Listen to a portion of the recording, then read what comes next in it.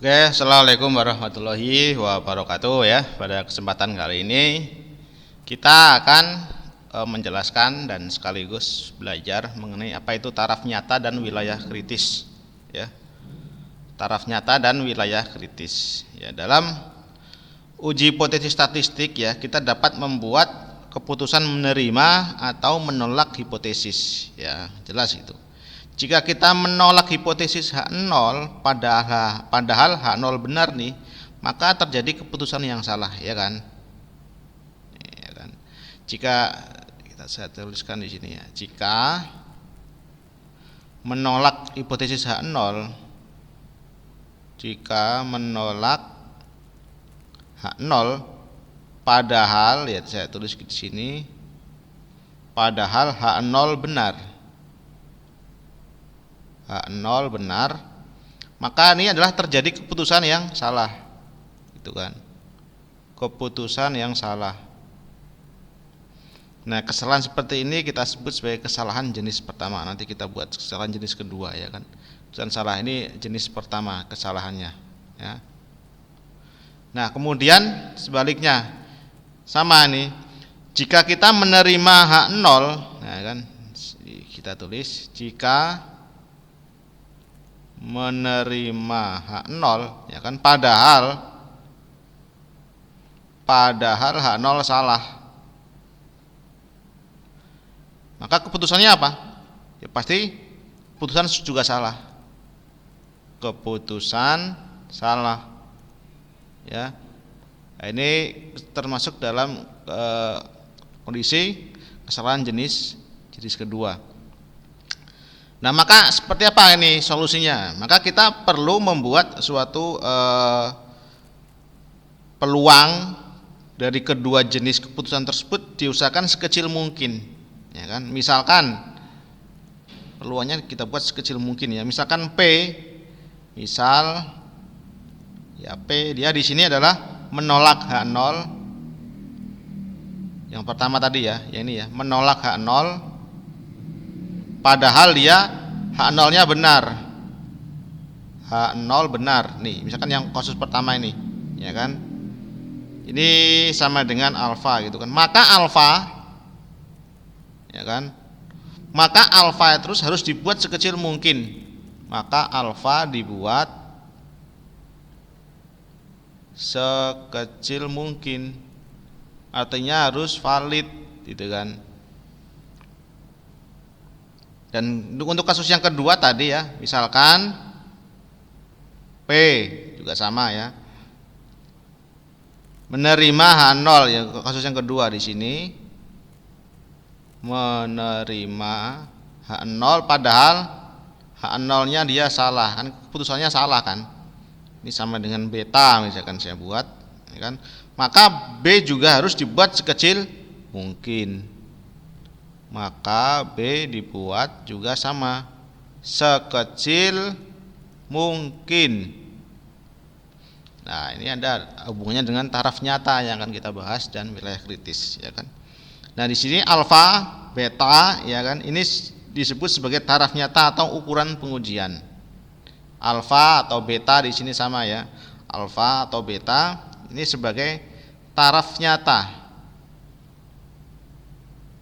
Taraf nyata atau ukuran pengujian. Ukuran pengujian ya. Jadi taraf nyata itu umumnya kita tentukan terlebih dahulu ya. Misalkan dia alfanya itu 5% atau 0,05. Ada juga alfanya itu 1% atau sama dengan 0,01. Atau bisa juga taraf nyatanya 0,1%, atau biasanya kita tulis alfanya 0,001 gitu ya, dibuat sekecil mungkin. Jadi dengan menggunakan taraf nyata alfa, maka daerah statistik uji itu dapat dibagi ke dalam daerah penolakan atau wilayah kritis ya, dan daerah penerimaan H0.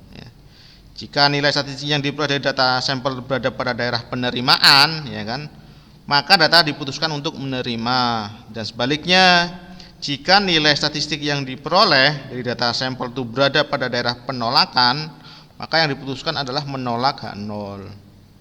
Nah, untuk gambarnya kan kita buat dalam statistik uji ya, ada uji 2 arah dan 1 arah. Ini untuk uji 2 arah kita buat kurang lebih seperti ini ya, teman-teman ya. Nah, ini misalkan di sebelah sini kita daerah penerimaan ini di sini alfa per 2, di sini adalah juga sama alfa per 2. Kita buat daerahnya, daerah penolakan di sini ya. Ini berarti daerah penerimaan. Ini yang sebelah sini yang tengah ini daerah penerimaan. Ini 2 arah ya, daerah penerimaan H0. Berarti yang di sini teman-teman ya, yang di sini itu adalah daerah penolakan H0. Ini juga sama, daerah penolakan H0. Yang di tengah-tengah itu penerimaan H0. Seperti itu ya teman-teman ya. Itu untuk uji 2 arah. Kalau yang uji 1 arah ya kita juga bisa membuatnya ya, kurang lebih uji 2 arah. Nih. Kita buat terlebih dahulu grafiknya kurang lebih seperti ini ya teman-teman ya. Misalkan sorry, kurang pas nih. Nah, itu ya. Misalkan seperti itu ya. Ini uji 1 arah. Ya, di sini misalkan berarti ini yang daerah penerimaan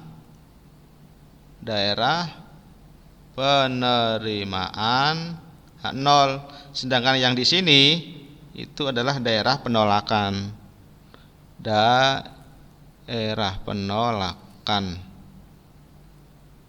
H0 itu ya teman-teman ya. Jadi kita bisa buat seperti ini kurang lebih ya. Di sini alfa itu kan, misalkan alfa per 2 atau alfa ya. Sekarang ini menggunakan distribusi Z itu kan misalkan. Di sini alfa ya buat ya. Nah, seperti itu ya teman-teman ya. Jadi taraf nyata dan wilayah kritis. Jadi kita untuk menghindari kesalahan-kesalahan keputusan jenis 1, jenis 2 ya, tadi kita buat sekecil mungkin dengan menentukan taraf nyatanya itu ya. Oke ya teman-teman, cukup, semoga bisa dipahami tentang taraf nyata dan bermanfaat. Terima kasih atas perhatiannya. Mohon maaf jika ada salah kata, salah penjelasan dan lain sebagainya. Semata-mata kita masih belajar bersama-sama. Oke, saya akhiri. Wassalamualaikum warahmatullahi wabarakatuh.